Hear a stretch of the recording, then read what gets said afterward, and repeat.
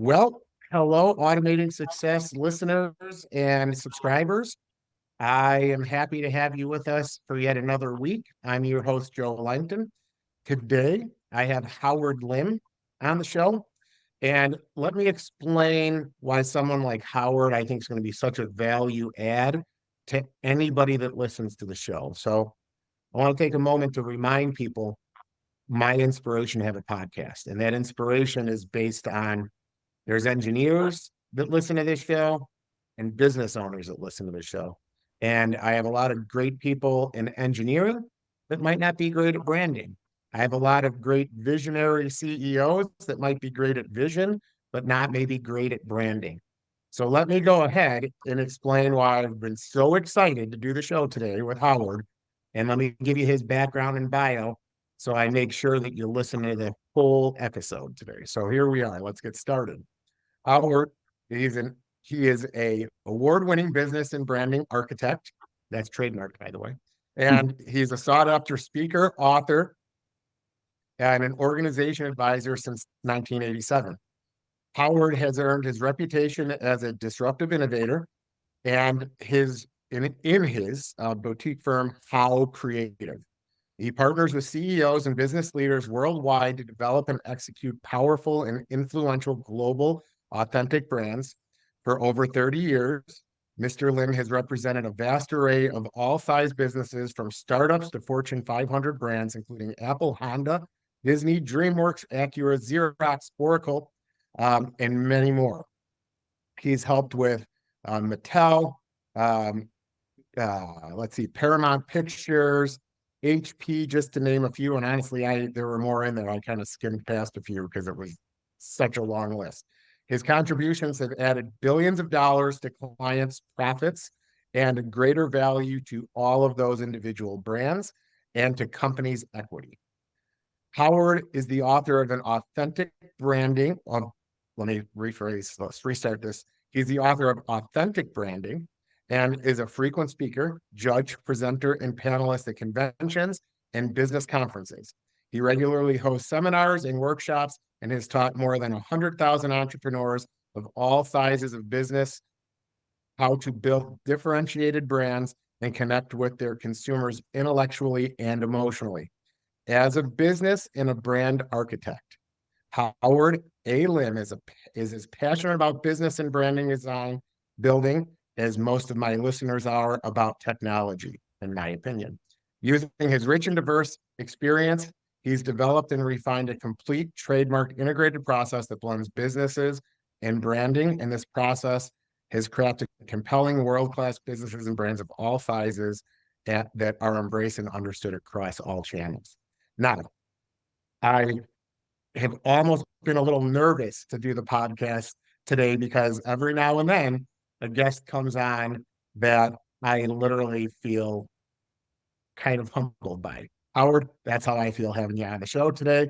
And I am looking forward to us both providing valuable content for my guests or for my listeners. That said, did I miss anything? No, you nailed it. All right. Well, I wanted to make sure I nailed it. I was even listening to some of your YouTube videos, which he does have a YouTube channel.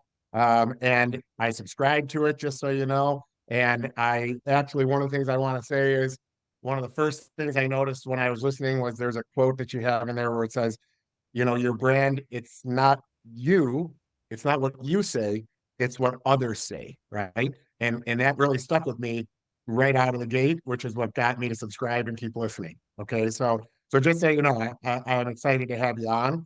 Um, and I'll just get into it then. What inspired you to do this in 1987? What made you realize this is your mission and goal in life? Wow. Well, that's kind of a loaded question, but I'll start with where I was just finishing up my school. And I went to Cal Poly in San Luis Obispo, earned my degree in applied art and design. And then I wanted to go to Art Center in Pasadena, Art Center School of Design there. It's the number one school in the world. They have one in London and, LA and New York. And what they're offering there that was so distinct and different from all other colleges was the first Macintosh lab in the world. And so I think there was only like 24 of us that were chosen for this class. And once I put my finger on the keyboard, I just knew that this was the future. And back then, I had just learned all the fundamentals of design and advertising where everything was done by hand. So if you're typesetting, you send it out to a typesetting company, like Andreessen's, that was a big one out here. And then when it came to like pasting up your artwork, then you send it to a production company. What intrigued me is I said, wow, if I could figure out how to get things out of the computer, I'll be able to control everything and do things a lot more efficient, more creatively for a lot less. So in other words, I could do away with all the typesetting, all the production work, and I could do that on the computer and spit out film. The only challenge is that Macintosh back then was not designed to spit out film. They only had a the most you could do is a dot matrix printer. There wasn't even a laser printer back then. And so I created a team where we literally figured out how to break the code and get things printed, film printed, to put on a printing press to create printed pieces. Like we started to create posters for like Paramount and Columbia, and we started to do brochures, the first digital brochures, and all kinds of things that were done through print that were that you didn't have that capacity in the past to do it digitally. And so what happened was that it opened my eyes, not with just that medium with print, but also with animation. And it also opened my eye up to what was possible, which was the birth of DVDs, which I got hired to create the DVD interfaces to take over VHS VHS and Beta when it came to living room space watching movies. Why would a DVD be more superior? We were in charge of creating what we call the GUI interface of when you put that DVD in the player, what do you do now? So there's a lot of innovation that happened during that time, and that's really what started to get my mind going as far as what's possible to actually build out branding companies or big companies as bigger brands. No one really was understanding what I was doing. It was like so ahead of its time, and it was poo-pooed on all the time, except for Fortune 500 companies. They understood that I had something that was very innovative and could better position them globally and represent them as being a wow factor where their products and services are being launched through advertising or through design or publications or whatever channel it may be. So that's what really, that was the start of it, was creating innovative and helping lead a digital revolution. And in addition with that was actually helping big companies go more global. Well, that's great. Listen, guys like us, we're always going to give mouthfuls. That's usually how it goes. So now here, so listening to some of your presentations that I saw online, so and even off your original quote, it's not what your vision is, it's what others say. So when you thought about branding your name, how creative, right? Where did that come from? Was this always the name brand you were looking at to have, or was there a evolution to that just to build off what you just said about what the That original vision? So that's a great question. So start off with House Studios, because I was working with a lot of studios. I was working with MCA, Capitol Record, Paramount, Columbia Pictures. The list goes on. I start working HBO, ABC, CBS, right? So I do a lot with the studios, working with a lot of all the different medias, TV, film, print, right? And even radio. And so House Studios, what I was really focused on in this entertainment industry, but then rapidly I started to work with all industries. What I realized is I had a model that was universal to work with any industry in any quote unquote segment, category. And so I changed it from House Studios to how creative. So the brand name itself, so this is really important. A lot of people have brand names or names for their company, names for their brand that have a limitation to them just by the name itself. Like 20th Century Fox, we're in 21st century. If it's we don't have an issue, right? Okay. And then 31 flavors for Baskin Robbins. There's more than 31 flavors now. So the naming is really, really, really important. So I myself, you're right, I had to reposition and rebrand my company, exactly what you're saying. It's not what I was saying, is how people would actually retain me in their mind just by the name itself. What would be their expectations and what would be quote unquote the image they have of me just by the name. So yes, well, so listen, so I gotta interject and tell you something. So for the people listening to the show that know me, and this is why I was so excited to have you on today, is when I first started my first company I ever had, I used to be a union electrician and then I started to plow snow. So I just said, I'm just gonna have a snowplow company. So I made a company, Langton Snow Solutions, and I had this cute little Langton Snow Solutions that snows your problem, we're your solution. And I was so proud of the shirts, and that's what it was, right? But I made the mistake. I was 19 years old when I started that business. Did not think about the future. So all of these companies, 20th century facts, that maybe they didn't realize that we'd even make it to the 21st century. Who knows, right? So now I made that. And then I in 2005, people wanted me to do their landscaping. And I was like, well, that's not going to work. How am I going to be Langton Snow Solutions and I'm doing landscaping? So I had to rebrand. Actually, I'm wearing that brand today, Langton Group, and had to do a DBA and do stuff, right? So now this is the whole point. I was happy to have you on the show is, a lot of small businesses, a lot of businesses that are big now didn't know they were going to be Fortune 500, didn't know that they were going to be publicly traded. They start with an idea and they don't think big first.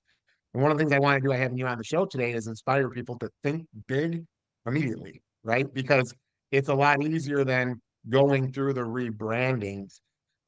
So yeah, so I mean, I hope you can kind of see where I'm going to take us on the show today, and the people that are listening realizing the value we're going to create here for you. Um, so you realize this, you realize you could kind of grow it, and obviously you were taking some feedback. You seem like a person that's seen that. So you introduced the concept of authentic branding, which you trademark, right? Where is trademark. So how do you define authentic branding, and what sets it apart from anything else so that you decided you needed to trademark it?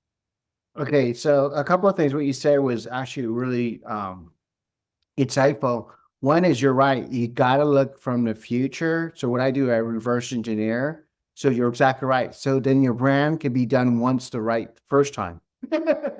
And with the right foundation, right, the right DNA and the right principles in place.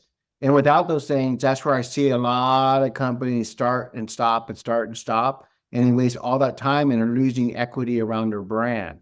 So here comes authentic branding. So the idea behind it, authentic branding, is that what I was realizing before the turn of the century, before it reached 2000, right? I realized that a lot of companies, there's this huge shift that was taking place by the new generations that were coming in, which basically you had the X generation and then really the Y, which is at the beginning. And they were looking at what happened was that there was more the year 2000, more products and services were entering the market than ever before. Things were really starting to escalate for fighting over, you could say, the market share, the market space itself, and who would end up with the most share. Back then, when I used to shop for, let's say, cereal, you had a few cereals on the shelf, right? And you basically, when it came to sodas, you had what, 7-Up, Coca-Cola, right? And Pepsi-Cola. Now look at what's happening. Is that crazy, right? So Yeah. the reason why I built authentic branding, the process of authentic branding was for multiple reasons. The first was that I found I was feeling like big corporation companies, if they weren't being authentic and had a core philosophy that was more about than just making money, and were just about, more or less you could say having their stock evaluations keep going up by sales. And a lot of times they would do things that were dishonest to the consumer. I knew they were going to collapse. For example, like Enron. The thing was on the border, right? And so I was like looking at what was taking place, and I go, these big established companies are sitting on their rollers, and not only that, their thought is old school, just completely dominate, but not think about the consumer. It was always about looking at how much they could earn to give back to the investors, right? Not saying that's still not true now, but now it's shifted in the space where I was thinking about what would be authentic and what would build an authentic brand is the heart and the soul of the company. So what I do is I design the heart and soul of the company so then we can build a stronger, more engaging and authentic connection to their customer, client, or buyer. And with that being a shift, what I noticed is that the younger generation now are older, right? The millennials, the Y generation, which are called the millennials, they both basically on the purchasing of a product based on what other people are saying, based on the authenticity of that product, service, or information that's being offered to them by separate companies.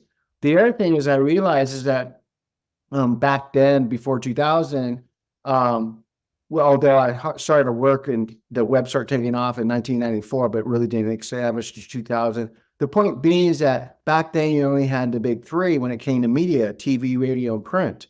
And then TV, radio, and print was all about marketing, creating dominance in the space. But what happened is that the younger generation, not young anymore, for like 40 years, right? They started to realize that social media and other media channels will allow them to do their own market research on companies. That here again, you have to have an authentic brand because the authenticity, exactly what you said, it's not what you're saying, it's what everyone else is saying. See, if you have this like wave of consciousness of people say this company does X and the company wants to look like they're doing X, not Y, guess what? You're going to have more loyal, more engaged customers based on our authenticity with connecting to the heart and the mind of the consumer. Yeah, no, and it's interesting because like as a founder, so I have another brand now. It's called Automated Outdoor Solutions. And, you know, I in my, I mean, I have several companies, but there's one, that one was like, this one I believe could be $1 billion brand, right? So I realized there's going to be a lot more automation coming. So where some of my competitors were doing stuff based on mowing, it was all had mow in the name, mow in the name. And I was looking at it like, yeah, but eventually there'll be automatic farm machine, there'll be automatic snow blowers, there'll be all sorts of automation. So I chose automated outdoor solutions, right?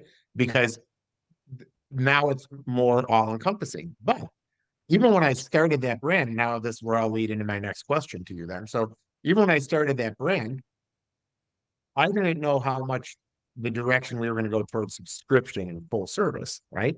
So now, I look at the way I made the original brand and you look at it now, and I think my brand and my team has already evolved past the original AOS with a mower next to it, right? Because now we have this circular white glove solution, right? So even listening to you have like an hour-long presentation that was on YouTube. And you were talking about the Fortune 500 company, and you had what was I think 100,000 or 20,000 different concepts, right? I was looking at it like, yeah, now my vision is like a circle, you know, because it's my solution circular and somehow get into that white glove. So different coloring, right? So this is why you being on the show resonated so much with me because I'm realizing, okay, I want to have this $1 billion brand. And the thing that made me start to think this was I started doing some customer testimonials, and they're like, this is a different kind of company, and their solutions are circular. And I'm starting to listen to what the customers think about us. And now that's what I'm trying to figure out in my branding, right? I started AOS, knew I had an all-encompassing name, but didn't actually realize how 99.9% of my customer base was going to pick subscription model. And now I may look into rebranding or at least changing the original image to cover this all-encompassing, like circular white glove service that we offer. So, Howard, if you're a company like I just described, is it important to stick with an original brand or actually do the rebrand to grow and kind of shed your first layer of skin and go to the next size? What's your opinion on that? Well, a lot of times I would say absolutely yes, it's time to rebrand. In fact, it's not uncommon for companies you ran based on what you're saying. In fact, 80% of what I'm doing with clients is I'm rebranding them.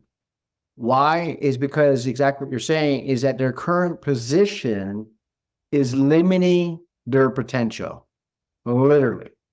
So if there's more potential as far as rebrand and keeping the old brand, then absolutely you want to rebrand and capture more of a higher percentage, of the market share. So I'm sure you've done all sorts of research.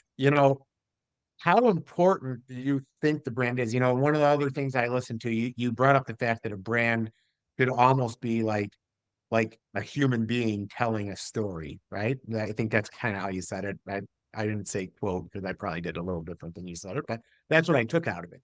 So explain that when people are trying to come up with brand images, like explain that for us. Sure. As long as you want a customer, you have to build a brand. So there's two ways of building brands. One is generically from the hip, where people don't understand what branding is. They'll get customers, but are they actually getting the right customers? And are they actually, you could say, dominating the market share as much as they want to? Okay. So when you do things from the hip, you're going to send a signal out there with your current brand. In other words, a lot of times people have, let's say on 10-point scale, and 10 being best on their identity as far as what they want to broadcast out there is like really honestly like a 2 or 3, maybe at most a 4. What happens is that the consumer never fully gets and understands what that offering is from that company. Again, the brand image is what resides in the mind of consumers, what they think of you. So a lot of times they're sending out false signals, or they're sending out multiple signals saying, hey, we do this, we do that. And a lot of inconsistency between the salespeople and the website, or saying things completely different. What happens? A confused buyer doesn't buy. The more clear and concise you are about your brand positioning, let's say 8, 9, and 10, the faster you are going to be able to dominate that market and reach the ideal customer, because now you're going to influence them to think of you based on what you want them to think of you. But it has to do with strategy. So when people try to do their own branding, what I find out, like they don't understand branding. So what happens is kind of a little bit like operating on yourself, right? Like Yeah. you operate on yourself, and that's what really becomes the outcome. It's something that is like more amateurish rather than reflecting the true professional of who you are as a company. So a lot of companies are only projecting like a high school varsity versus, NBA. You know what I'm saying? Yeah. No, that makes sense. I mean, so this is one of the things that I think happens to founders. We're all passionate about what we get into. Like when I go into landscaping, right? And we're not talking Paramount and some of these places you work, but my landscape company, we have 185 hardworking team members there. And at the end of the day, the one thing that differentiated my landscape company was I never really was passionate about landscaping. I was passionate about team building, right? Which is one of the things that kind of helped and came even behind Langton Group. Like I knew it was going to take a group of awesome people to do what I want to do. But a lot of founders love landscaping or love making film or love recording music. But so all they focus on the thing they love, but it doesn't mean the consumer is going to see this thing they love the same way, right? And it seems like people like you, that's what you're doing is you're seeing it from the consumer or the viewpoint of the masses versus the viewpoint of an individual, right? Am I right in my take on that? Exactly. So what I'm doing is I'm closing that gap, and then I'm building that bridge between how you want to be seen and actually how you are being seen. And then there's usually a big mismatch, quite honestly.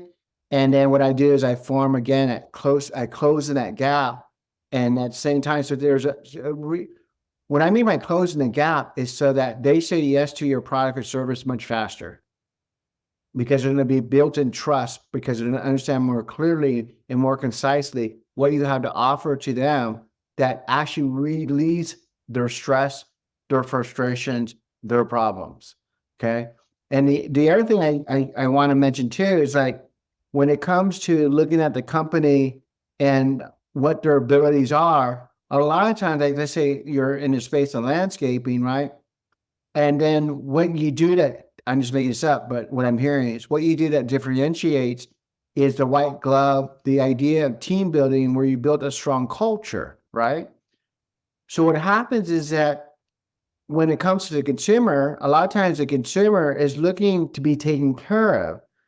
And really what's the means is the landscaping, but really what sets you apart is the idea of that service that they can't get from anyone else. So then becomes a question is that then you want to promote that white glove concierge type of feeling that you give to people that they can't get it anywhere else.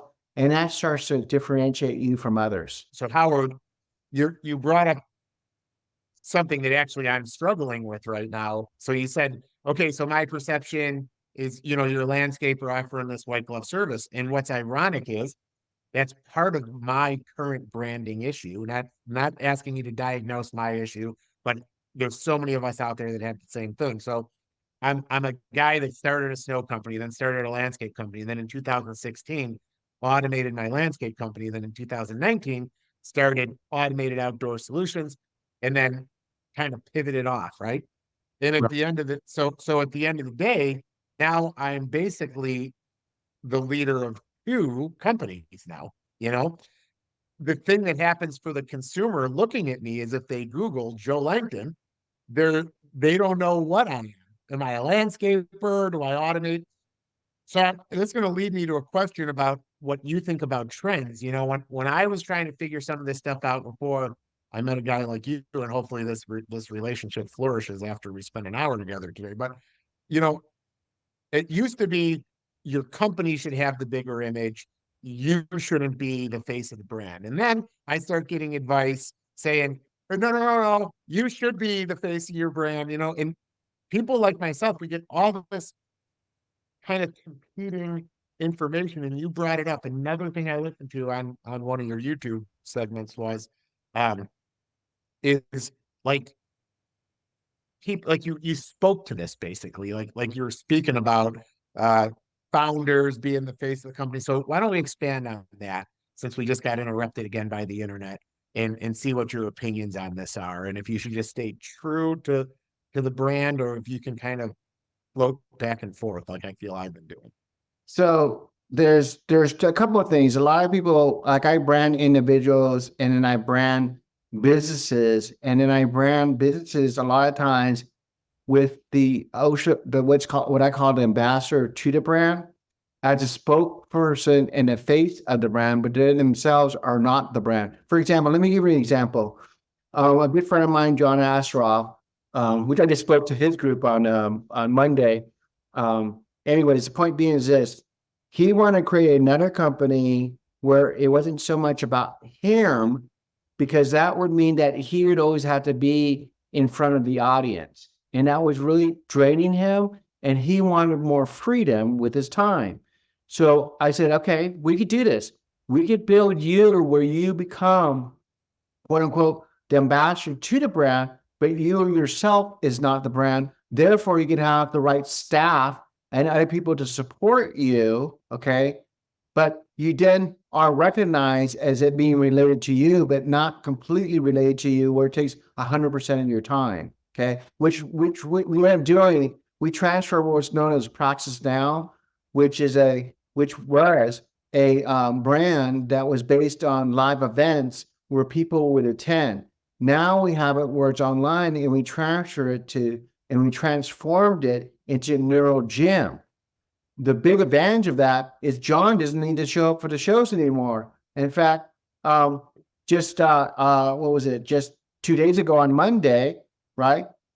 Carolyn was the one that was introducing me and working with me and totally freed up John's time. All he wanted to know at the end, how long did it go? Okay. Yeah.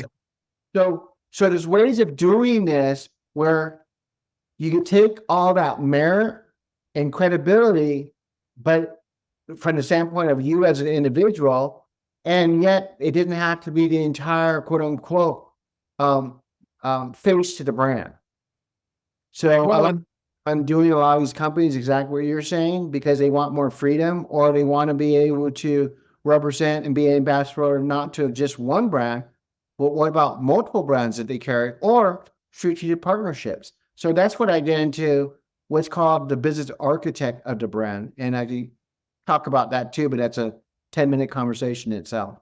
Well, we are going to talk about that because that's the whole point. The point is to talk about the stuff you're doing. I'm just trying to make it relatable to my people, and a little bit selfishly here, it's just fascinating to me because I'm in this spot right now. It's like the universe put you on my show for a reason right now, you know. So I look at um, I look at the evolution of myself as an entrepreneur, and I'm certain I'm not that much different than a lot, right? So when I started my first brand, Langton Group, that's my last name, right?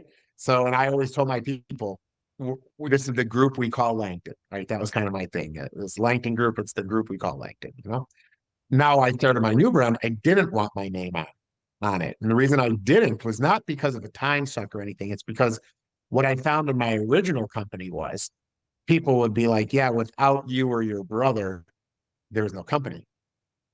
So then I started my new brand, Automated Outdoor Solutions, because it doesn't have my name in it. But then I realized I'm still the face of it, right? And and so now, if I'm looking at it strategically, why don't I want to be the face of it? Well, if I want to start to raise capital and start to have people want to invest in my brand, I don't ever want them to be worried about what happens if I get hit by a bus, right? Mm-hmm. So you look at Wendy's, and in the old guy Dave was like the face of Wendy's, and then when he wasn't here anymore, they had to go and rebrand, right? So like these are real world things. Like as I was researching you, I was like, wow, this is like I see things, I see your vision. Because if you do it right in the beginning, you can kind of save yourself from the dip or the downfall in the loss of revenue, right? So so why don't you go ahead and expand off that and kind of explain your next 10 minutes of what you need to talk about, like to talk about, because I see you have the step by step looking at your trademarks where I can see you're learning through the process also. Yeah, so there's a couple of things too. You're exactly right. Like the question becomes, what is your exit strategy by looking at the end, you could say the final outcome and looking at that first, and then designing from that, reverse engineering and designing towards that quote unquote vision, right? So a lot of times people want to leave a legacy brand. So like a Minor Butler, for example, is a legacy brand, and it was so much history behind that legacy brand that we want to keep in Minor Butler, but we got rid of a lot of the other parts to it. The point being is that there's ways to leave a name that is left as a legacy and still carry it through from generation to generation, right? Um, when it comes to the art, so with Minor Butler, we had to look at the architecture of the brand. The architecture of the brand, basically, there's two ways to build. Well, there's more, but at the core, there's two ways to build a brand. It's called a house of brand or a brand house. A house of brands is where you actually have like General Motors, you got GM, and then it also has Pontiac, Chrysler, and so forth and so on, right? Saturn. And you have all these sub brands underneath the parent company. But the problem is that then you have to have all these huge marketing budgets to position each of those brands to their target market. But at times it's absolutely necessary. What I find in most cases, is what's needed is a branded house to be a lot more effective, a lot more efficient, and to be quote unquote where their budget is a lot smaller. They could work with a smaller budget at the same time. And that is being a branded house. A branded house, for example, keep it within the automobile industry. You have BMW. You got BMW, you got the 100 series, the 200 series, the 300 series, the 400 series. All that's in front of the consumer is BMW. And then all those vehicles, I call it aspirational branding, where if someone buys a 300 or 100 when they get out of college, the idea is that they earn more, they're going to stick with BMW because they love the German engineering. They're going to move to the 500, the 700 series, or the M series, right? But the whole point being is that it's designed with a family of brands underneath, quote unquote, the parent brand called BMW. Okay. So usually when I'm working with clients, the first thing I have to unravel, you could say, and develop is the architecture of the brand, exactly what you're saying, for allowing for growth so they don't run into these huge dips that get very expensive. But not only that, I work with big companies where they've had huge issues because as we're looking at the architecture of the company, they've given way too much to the investors. Like the investors will invest into the parent company. And as we're working together, we're developing these two other brands, but they fall underneath the parent company where they've already given stock shares to, right? And anything underneath that, they have the quote unquote shareholders have ownership of that. So then they have to take it to their quote unquote attorney to unravel some of the stuff. Okay. But it saves them in a big haul a lot more money and a lot more issues, but it also gives them the opportunities and flexibilities they need with their architecture and their brand. Interestingly, until you broke down why BMW has the series, I would not have thought of that. But now I realize subconsciously, that was like in advertising, that's like almost like it's just a subconscious thing. Here's your start and you graduate. Um, so I actually like that you use that analogy to kind of show people that difference. And one of the things that I've seen is, and I always say, like, okay, so I have like hub spoke companies, it's like technically like AOS grew because of what I did at Langton, but they have totally different names. And you're right about the advertising. Sometimes I look back and I look and I'm like, I should have done Langton and then Langton Group Automation, because that same brand like is already recognized, and now that's the automation. But now since I have two completely different brands, it's completely different websites. Um, I was smart enough, like you are, that I trademarked AOS when I did that brand. But I didn't do Langton Group, and that has bit me because now somebody else has almost the same background with a different name. So so yeah, no, this is all fascinating. So I don't want to spend too much time on it. And to the listeners, I got to tell you, I'm a little all over because we've been interrupted a couple times here on the internet today. So Howard's been a great sport with it. So I want to make sure, have we talked about the We Design business framework that you have? Like, because you like many people, but I think you more than most. You have so many different things that you kind of trademarks, and I want to try to get through all of them. But we've hopped around because of me. I'm trying to figure out. Get back through my web here. So have we talked about that and explained that to the people here? Yeah, so that's a good one. So it started off with how creative, keeping an open door, but it has to do with creativity because my whole philosophy is that any idea, you start with creativity in the right hand side of the brain, and then you work down the numbers on the left side of the brain. But without that creative spark, nothing would exist, right? So that's why I like the name How Creative, and it has a double entendre to it as well when you think about it. The point being is that you're right. I'm way beyond branding now. And where I design businesses and I want to trademark that because I want to build a whole new category. Because now, after, branding wasn't known until really 2010. And in 2015 is when it really started to pick up momentum. And in 2020, it's kind of like everyone says to do branding, right? Even though they don't. I've already met, out of hundreds of people I've met, only two people actually do branding. And there's three hats when it comes to branding: the strategist, the implementer, and management. And those are like decades of understanding how each of those hats are worn through actually a lot of experience and knowledge. The point being is that the space was getting crowded in the space of branding, even though, again, there's only a very small handful full of people that actually understand really the truth behind branding, the power behind it. The point being is that the consumer doesn't know that. So back to the consumer, right? Get back to the principles behind branding.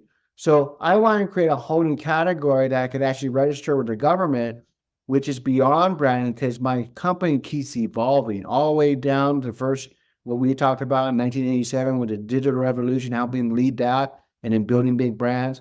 What we do now is we design companies from the inside out to reach their maximum potential.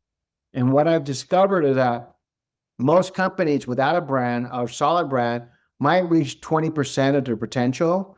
And then the company is actually well branded, really well branded, could reach 50% of its potential. So I designed a model that actually helps companies reach 90+% of the potential. Because what I found is that, because I got this from my dad, what made me unique is I'm a whole brain thinker. So as much as I think on the creative side, I think on the logical side when it comes to finances, and I'm able to combine business modeling with branding. So what happens is that I'm able to create a business model that's a lot more fruitful to build more revenue. And then I'm also be able to create what happens on the outside of the business, which is the brand, and then connect it to and build that bridge. In that space of we design businesses, there's four major components. It's the business model, okay? The brand and position and its identity. And then there's also the customer journey and sales. And so what I developed is a system that actually integrates all four of these things together that actually allows the companies to grow and accelerate much faster than just business development by itself or branding by itself or marketing by itself or sales by itself. And so that's where I came out. We design businesses for maximum potential. Now I create another trademark that just got accepted. We design businesses to reach their maximum potential. So that's how that came about. It's all about differentiation. So myself, I had to rebrand to differentiate myself from other branding companies, marketing companies, and so on, and strategic So, planners. so how do you, okay, so you're doing marketing for all these other people, but how do you do your marketing? How do you get your clients? How do you get people that basically say, yes, I want you to work with me in your design business, right? Because I'm interested in that. Yeah. So the way I've done it, and I've done it from the way back, like all the way back to, let's say, 25 years ago, I want to do things differently than how people like agencies were getting work. Agencies would pitch, agencies would, do cold calling, this and that and that and this. Great. It felt to me, actually it was probably more like about 28 years ago. It came to me through a friend and said, you know what, Howard, you should speak at this it was called IBI. Bernie Dorman was creating an event. It was like a 9-day event on entrepreneurship and business owners, and they had different speakers there.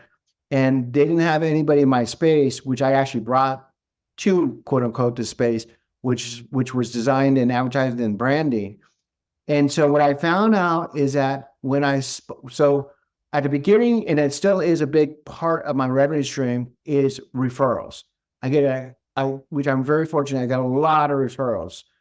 But with me speaking on like podcasts like yours and like John's event 2 days ago, and then speaking live and speaking at the Vistage, which is a big mastermind groups. And when I found out when I speak and I show people the truth behind branding, how to build brands authentically, I get a lot of clients that way because they get to experience me. So I'm actually becoming a demonstration of a strong brand.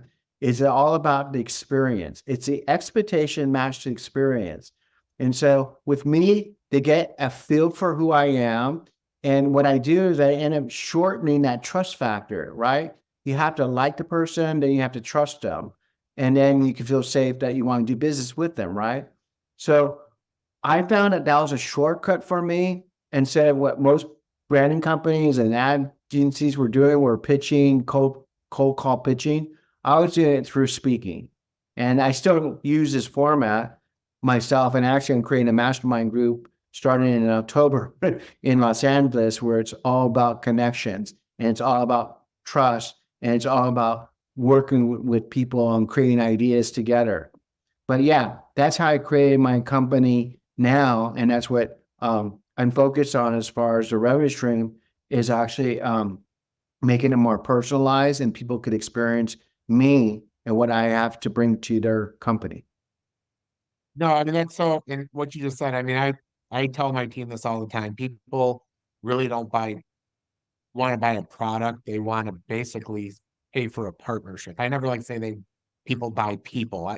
They basically, they want to pay for a partnership, and I think that companies that embrace that and say, hey, look, I am just your partner in this space, you're going to have way more retention because the communication is going to be so much better than too. People communicate with their partners. They don't communicate with an object, So I think that what you're doing and speaking, and it's why I have the show, is to give, not only do I give others a platform, but I'm also building my own platform in on building connections, right? And anybody that says networking is not a value, they're really not wanting to build a large brand because there is so much value in networking. Absolutely. Absolutely. I have a friend, she called herself the master connector, and it's all about how to network properly. Because a lot of people don't know exactly what you're saying, don't know really how to connect, but do it in an authentic way. She teaches on that. But the point being is you're absolutely right.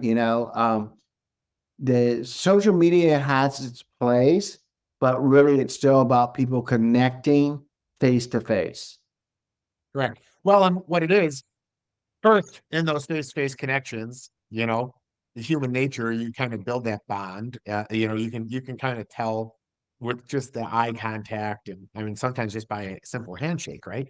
But the other thing that I find, in maybe we can elaborate on this just for a second, is some people go to networking events and they go and they think it's just about gathering information and taking information, but you get the most out of the events when you mutually mentor others. So it's like always a give and take. So the best relationships I've ever had were ones where somehow or another, at some point in time, I'm going to offer something that I'm good at, and then they're going to offer something that they're good at. Because then once you do that, you continue to evolve with that content, right?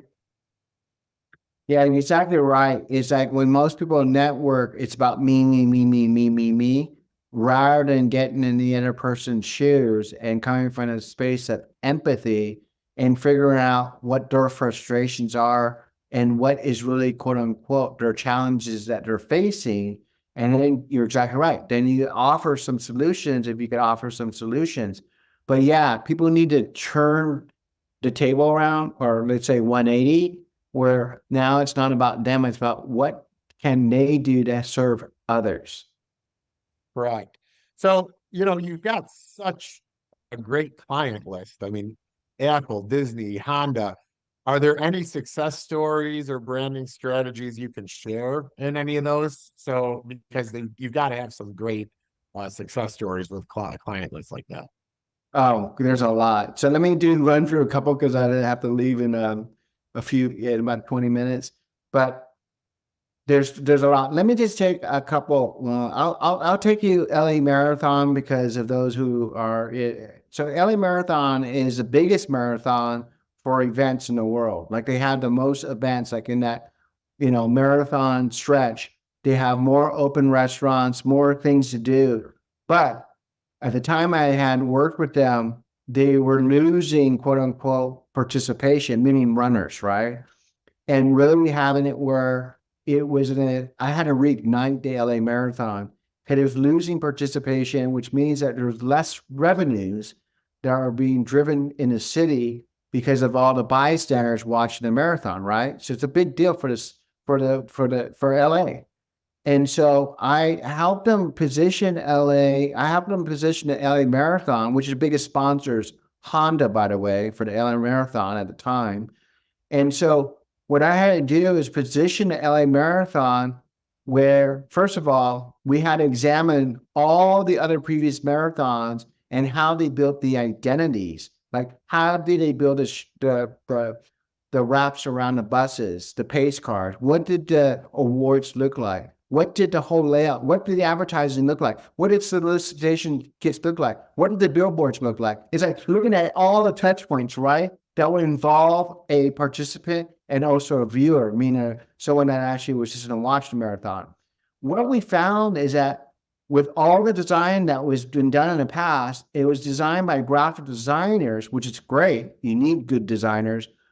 But the problem was that a lot of the designs did not stand out and they weren't positioned properly. In other words, a lot of the designs for the bus routes were the biggest ways of driving people to the LA Marathon and getting people to participate and register besides the billboards. They were so busy that they actually would blend in the background. So the buses would blend in the background that you couldn't even tell by reading a billboard, which you only got 1.3 seconds to read a billboard and a bus, that the time you read it, the time you tried to read it, you couldn't read it and the bus was gone or you passed up that billboard. So a lot of the communication pieces were totally wrong for the media. Okay, that was the first problem. The second problem, again, they felt like all the pieces faded in the background and did not pop. So people didn't understand color theory, they didn't understand layout, they didn't understand typography. So what we do is we call it brand designing. Brand designing is where everything has a certain look, feel, and tone to it that has a similar vibe. It's kind of like Apple products, well, very much like Apple products, like a MacBook Pro, the Mac Mini, and the iPhone. They all have a similar look and feel to it. That was not by accident. It was very intentional. So what was missing was a strong position of the brand identity in quote unquote in the community of LA. So what we did is that we created very simple graphics and we used the color like yellow.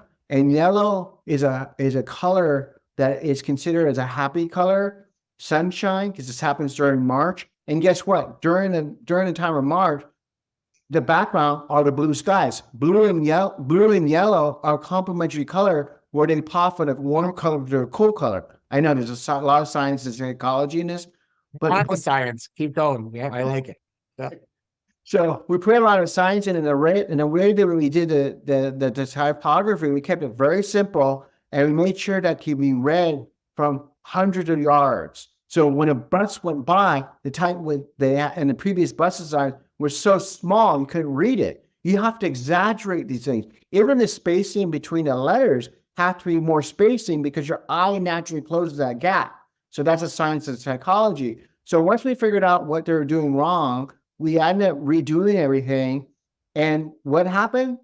A sellout participation of 22,000 runners.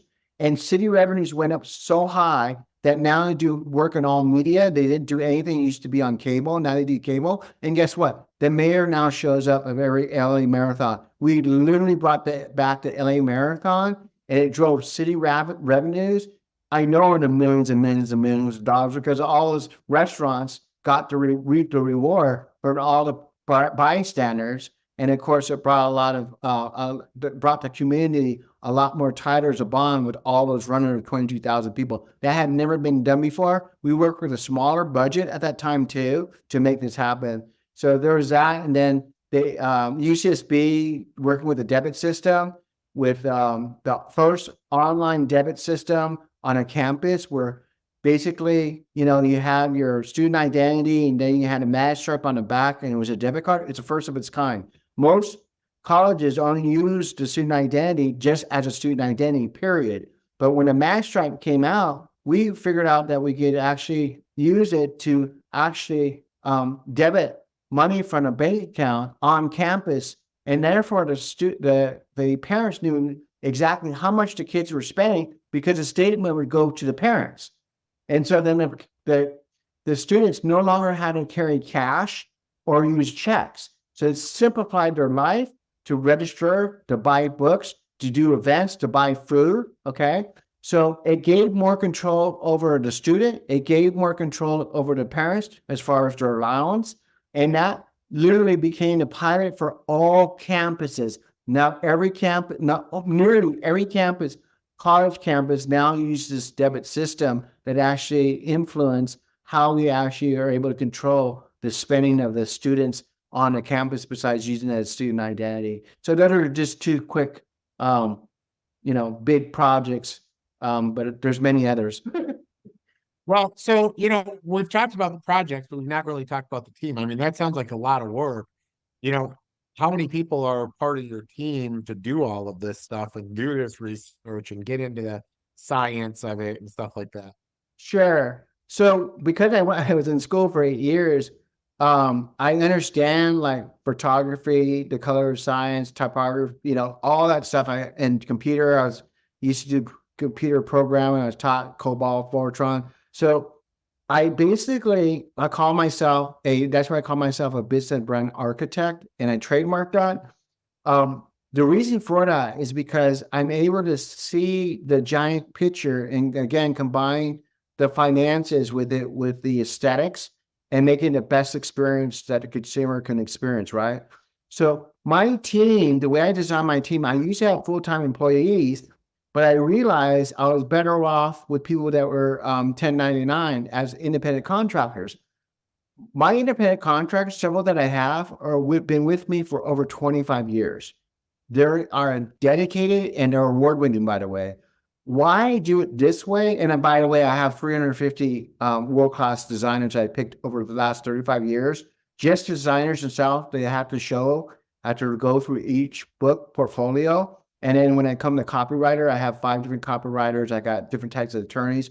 So the way I design my company is that I didn't like how big agencies were running their company. Where a client would come in, they had to pay for this huge studio. They had to pay for every there, even people that are not working on the project. And I said, this comes back to authentic branding. I said, I want to have a studio that's really authentic to cut out all the fat. I said, I could do something that is a new model where it actually will create the best world-class work, okay, world-class. And I mean that because of my background working with Fortune 500 companies, and I know what it takes, but a fraction of the cost, literally the fraction of the cost. And so that's how I design my companies, where I pick and choose who's right for the project and for the brand and for the business. And then I bring them in accordingly. So therefore, my clients never have to pay for things that are not being utilized, quote unquote, period.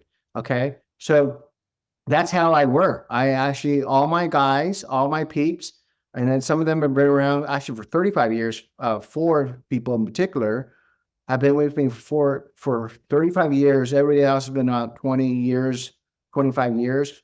And they're all world-class. They've all proven themselves to me. And then I pick and choose based on the client's needs, okay, on a client's needs. So I develop my team. Sometimes it's a team of 3, sometimes it's a team of 15. Sometimes it's more. It just depends on the project that we're working on and being able to work efficiently and effectively and being able to do things that are more cost effective for our clients.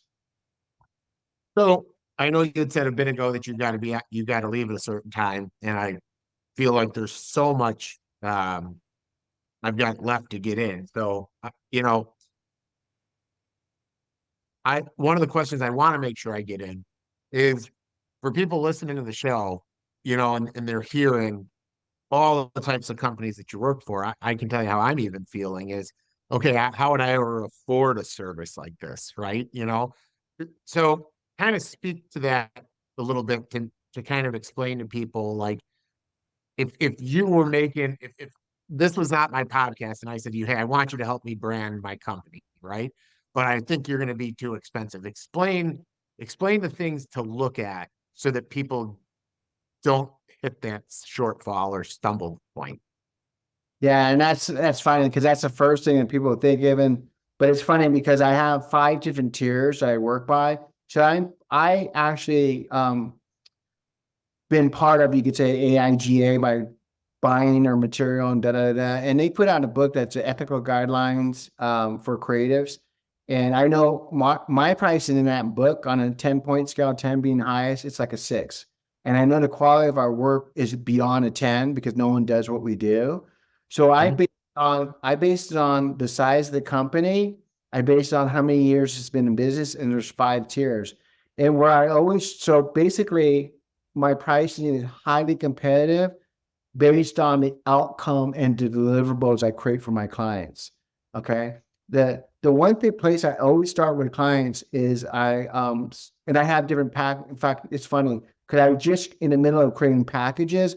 I group things together like a strategy session and a brand manual and then the brand mark together, I have a reduced price for that. And I just literally was just finishing up with that yesterday. The point being is this, I always start with clients doing a brand assessment. A brand assessment is where I'll spend an hour with the client and review like their website, their logo. I'll review everything that they're using as a touch point to basically send that signal out to their customer. Okay. That could be the product design. That could be billboards. That could be even, taking videos of their storefront. That could be anything, again, that represents the company. It could be, again, the name of the company itself. So what I do is that for an hour, we're on Zoom, I'm marking things up. They send us stuff ahead of me ahead of the time. And then we have assigned time and date. And then I'm recording things on Zoom and I'm marking up things that they are making mistakes on that he go from good to great and help them out a lot more. For example, like their value proposition. What is going to make them unique from others and why? And what would be the headline? So I work with them a lot of times to their value proposition and just to guide them to get them in the right direction. What happens is that now to get a feel for what I do and how much value they got from that, especially when they start making the changes to their website or whatever it may be, is that now I will then say, okay, let's have another call and we go into my SIM system. The SIM system is strategy, implementation, and management. And that was the three major areas to branding. And usually most brand specialists only focus on one, not all three. But because I'm left brain, I'm able to do all three. So I'm able, like what we talked about earlier, I'm able to partner with my clients ongoingly, and a lot of times literally to an IPO. From literally a startup to an IPO, okay? And help them move as a business advisor and help them move and navigate the world of business, okay? So in shorthand, that's how it works. And so by the way, which I'll offer to your peeps as well, which I just did for John, is if you guys charge $2,500 for these hour-long, in-depth, one-on-one assessments. But if you enter a code, you go to my website, go to howcreative.com/assessment. That's how creative, HOWcreative.com/assessment. What will pop up is a credit card form, and people put in a coupon, HOW, and hit apply. I'll drop it literally from $2,500 to $500. So they get to have me for $500 for a full hour to give them $1,000 worth of value. That's how I start companies off, whether they're a startup or if I'm working with a Fortune 500 company, it doesn't matter. I always have to figure this out first of where they're at, where they want to go, and what are some of the things that they could start changing immediately. And then later on, we'll do a more of a long-term play plan. Well, so here's what I think we're going to do, because I think we're getting close to that time where you're going to have to go. I think I'm going to go online, and then we're going to have another podcast if I can get through half of my stuff, where maybe after I pay you to look at what I want to do with my brand, then we can continue to talk about the other stuff you've done and maybe sprinkle in some of the stuff we're doing together after I'm already actually paying for your value and service. Because I can tell you, and I want to tell the people listening, that you brought up going to IPO, and that's the thing where I'm at right now. Do I want to franchise the model? Do I want to try to get investors or whatever? But either way, I know if I'm going to build $1 billion brand, I have to have something that looks like $1 billion, and like I said to one of my salespeople the other day, I sent the video, and it was another one of your videos too. You brought up the Volkswagen or the Ferrari. It's like people instantly assume a Ferrari, that is a high-end sports car. If you can, one of the things he had said in his video, people listening was, our presentation was, if somebody's going to give you $1 million today, and they're going to give you a car too, they're going to give you this VW bus or a Ferrari, what car are you going to take? Everybody in the audience wanted the Ferrari, but it's because Ferrari doesn't sell cars, they sell status, right? At the end of the day, that's why people wanted the Ferrari, because they got the $1 million and the status in one winning. Volkswagen bus sells transportation, and there's not, if you don't need to transport people, where's the value? So, to end the show, I want to say, like, if you listen to the show and you want to make something, you've got this big idea, this great idea, don't handcuff yourself or put yourself in a cage because you're worried to spend $500 for an hour, because that's such a huge value to make sure you can kind of know where you're going and then start to make some strategic planning, because that's what big businesses do. They have boards that do the strategic planning. Exactly. It's a way to accelerate time. What I call it collapsing time is you got to surround yourself with experts. I have advisors that are experts in their space.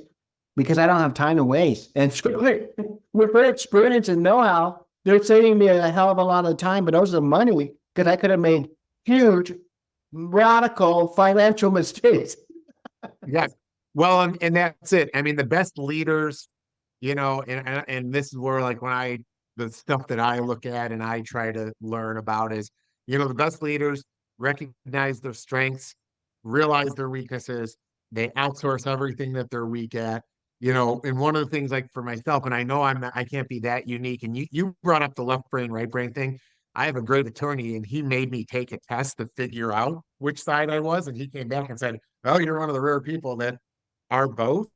And there's values to that, but there can be weaknesses to that too, because people like us, the pitfall that we can struggle with is some days I have to remind myself, even though I feel like I can do everything better myself, I also know what I don't have is time.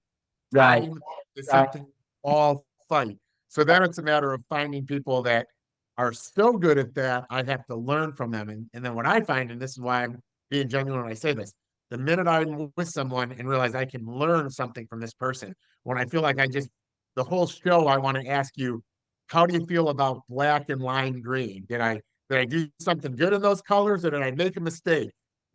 How do you feel about white and blue? Did I do something good or did I make a mistake? The minute I feel that, then I realize I have to partner with this person because if I see someone that I'm like, I need to extract information from, then I realize then I should just be paying for that partnership so that I don't feel bad to ask for the information. You Right. know? Exactly. No, I totally hear you. You're right on with that. Yeah. So okay. So is there anything else you want to say before I wrap this episode up? Yeah, and we can always do a part two because you're right. There's the branding, man. It's a whole language in itself. Like literally, I wrote my own book, but I read other books and figured out what was missing in the space of branding as well. But it really is like a whole language in itself. But when you start to understand the strength behind a brand and what it stands for and why it's the number one asset to a business. Literally, it is the number one asset to a business. When you start to master that, it not just changes the business, but you have the ability to literally to change people's lives. And that's what's cool about it. It has an ability to send out a broadcast or waves to actually shift people's lives. And that's what I really love about it. But no, you did a brilliant job like being on your show. And yeah, let's co-create. Awesome. All right. So as you heard it, we're going to work on a part two. In that part two, I hope I have better Wi-Fi, number one. Number two, we will kind of collaborate in the front end, make sure we have a good outline of the things that we missed today since it's kind of all over. And then lastly, let's talk about what we found out about our collaboration in that next episode. So Like we did like the assessment on your website, like maybe we do well, if we end up doing that, I'm gonna record it, and then maybe you could put that up during our session too. As our that would be cool. Yeah, that would be cool and different. Yeah, we need something to make this a little edgier. So very good. Yes, I love it. cool. Okay, All cool. right. All right. All right, very good. Well, good luck with wherever you got to head to here today. Automating success listeners. Chris does a good job editing this thing because we had a bunch of pauses, but I think Chris will do great. And for everybody that tuned in, thanks for spending a little over an hour with us. I appreciate it.